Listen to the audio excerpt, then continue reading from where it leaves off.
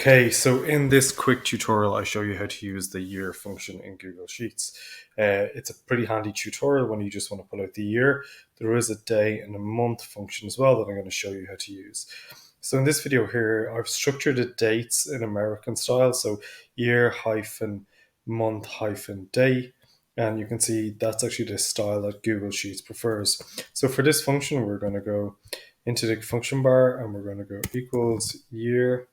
I'm going to go bracket and we're going to just select B2 and we're going to close the bracket, and then that's going to give us 2003.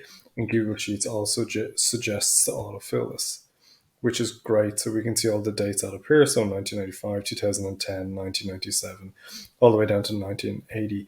Now, if you just want to pull out the month, what we can do is instead of year, we can just change this to month and return. And it'll give us that it's the first month. And if I pull these down, we can see exactly the same. So all the way down to the bottom one here where we can see the 11th month of this year. And finally, if you want to do the day, we can do exactly the same. And we can see here that this pullback, it's the 5th of that month. And all the way down to the bottom here, for the last one, that's the 30th of that month. So that's an example of the year, month, and day functions in Google Sheets.